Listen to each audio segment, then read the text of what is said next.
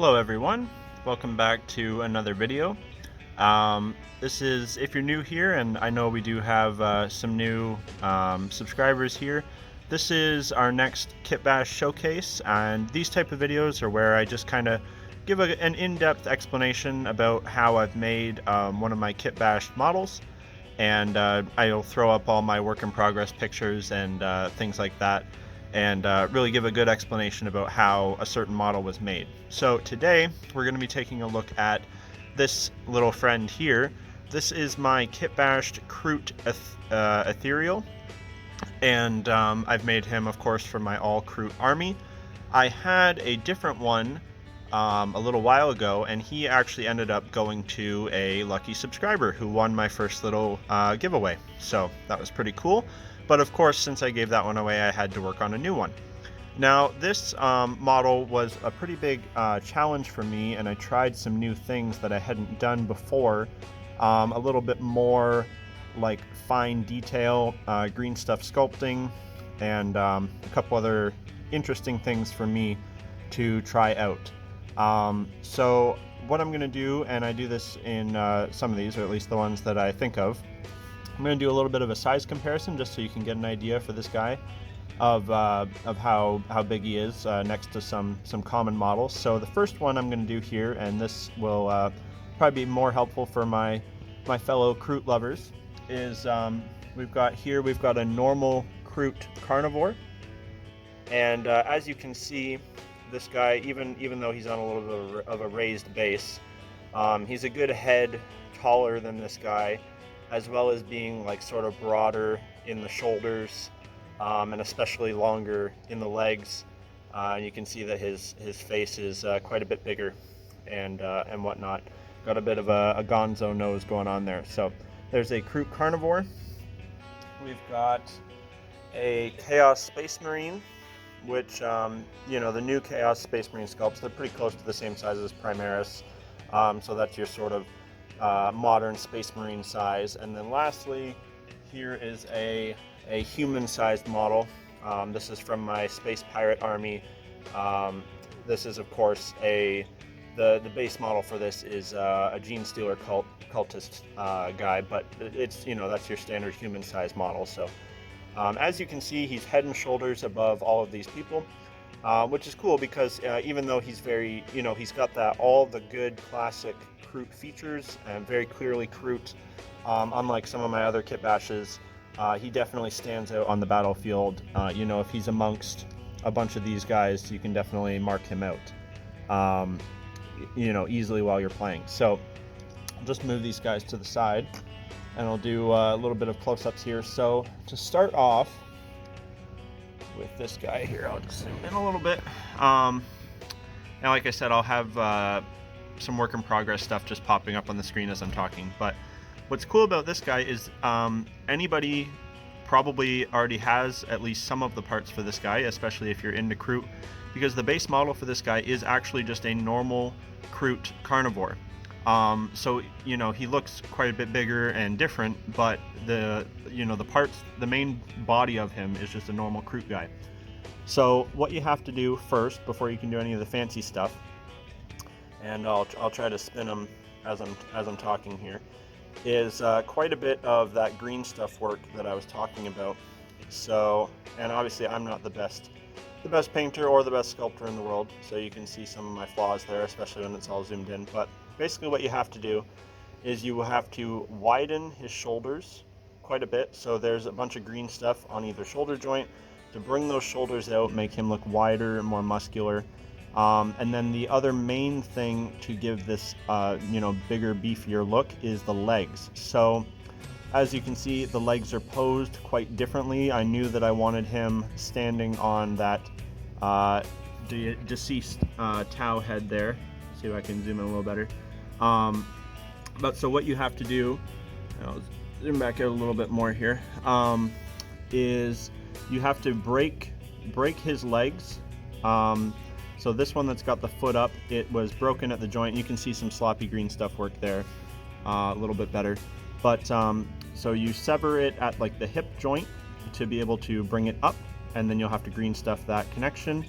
And then you also have to break it a little bit at the knee to get that bend, like to get the pose that we wanted here. And then what I've actually done is I lengthened from the knee to the leg. So there's like, there's some green stuff spacing going on in there to make that leg actually quite a bit longer. And then the Kroot feet, so I'll bring the other guy over here just to kind of show you. The Kroot feet are normally quite flat. You know, like that's the kind of pose you get on the Kroot models. So if you want them to have their talons or their feet like kind of wrapped around a rock or a head or whatever they're standing on, a head in this case, that's all green stuff. Like those claws and the talons are they're green stuffed. So what I've done is, so you took the normal Kroot foot and you kind of cut it at the base of the toes to be able to kind of, like if you see, if my finger here is how his foot normally would be, you cut it like at my knuckle to be able to bend those toes down and then green stuff over them to give him some more, some larger and more interesting looking talons on his foot. Because I knew I wanted him to be like stabbed into the Tau's head. I thought that would be pretty cool. So same thing on the other leg, obviously a little bit of a different pose, but you can see that the leg there is quite a bit lengthened. And again, my green stuffing isn't perfect, and that's actually the little like wrappings around his legs. Those are actually to hide some little mistakes that I made along the way. Definitely learned some lessons and some things I can improve on for the next one. But overall, I'm pretty happy with how they turned out. The main thing I wanted him to, like I said, to stand out, to be taller and look more unique. And unless you're looking at it super close, those little flaws, you don't really see them too much. But yeah, so that's how we did the legs. And as I said, you got to broaden the shoulders out quite a bit. And then the last bit of green stuffing that was pretty important was the face. So I knew I wanted him to have more exaggerated avian bird features. I'm going to zoom in here as best I can. You know, to really show, you know, Kroot, they change their evolution by what they're eating. You know, I think this guy, he's really trying to get back to their like ancestral bird heritage. So he's got those more pronounced avian features. My one other shaper, he actually has small, like a wing kind of growing out of his back. This guy, he's got more beak than your standard Kroot.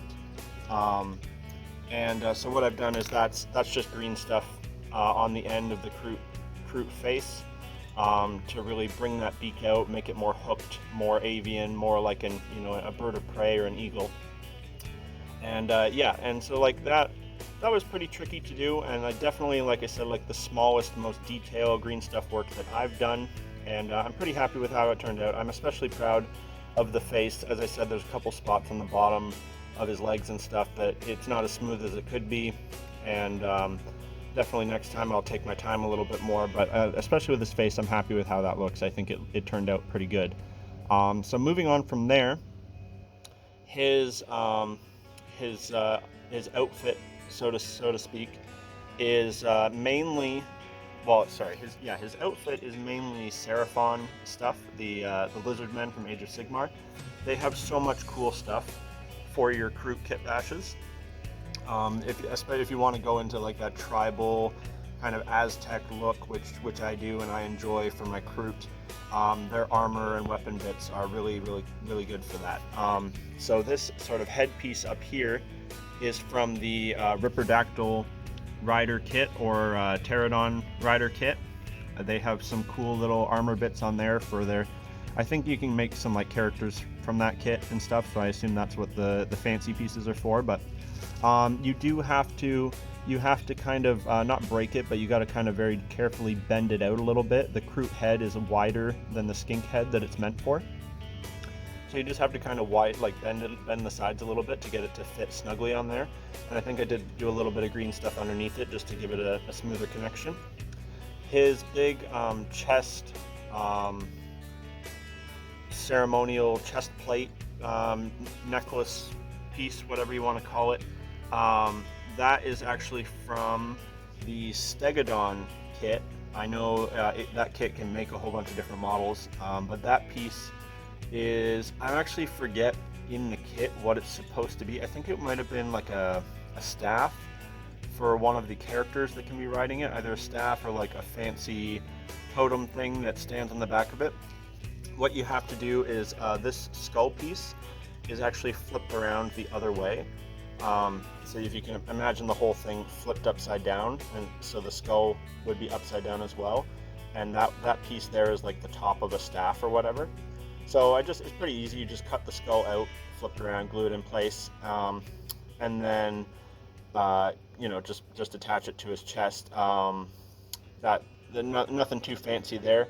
Looking at it now, and I'm actually just kind of thinking of this now, I kind of wish I would have made a small like green stuff strap going around, but you know, this is 40k and it's grimdark, so we can say that thing is just fucking nailed into his chest or whatever, like with spikes or something, because there's all kinds of stuff like that in the universe. That's not too crazy to imagine.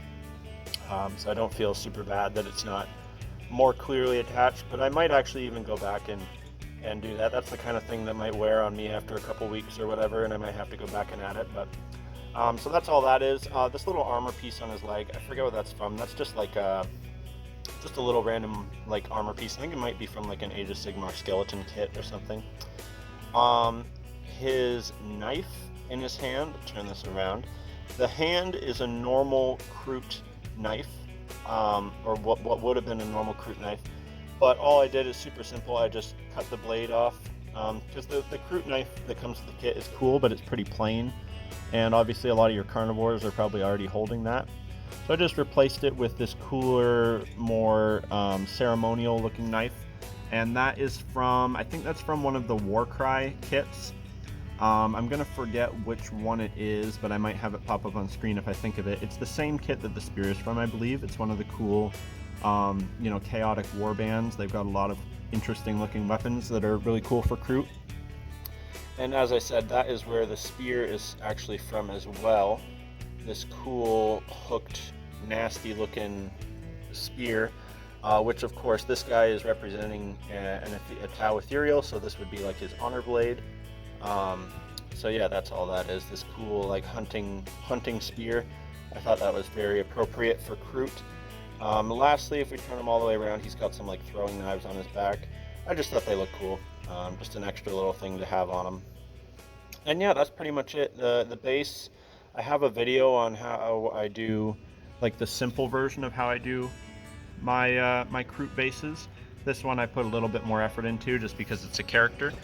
But yeah, if you have any more any requests on what the next Kitbash showcase should be, whether it's from my Pirate Army, my World Eaters Army, my Kroot Army, or any of the other random models I've done, feel free to leave a comment for that. I would just like to say at the end of the video, of course, thank you for watching. If you'd like to support the channel, if you'd like to see any of my upcoming Kitbashes and models before I actually have them done, consider checking out my Patreon. It's the best way to support the channel, of course, and I'm going to be doing more little giveaways and things like that through there. And lastly, if you did enjoy the video, I would appreciate a subscribe or whatever. I'm not going to beg for it, but I noticed we're actually getting really close to 1,000, so I think that's when you get monetized.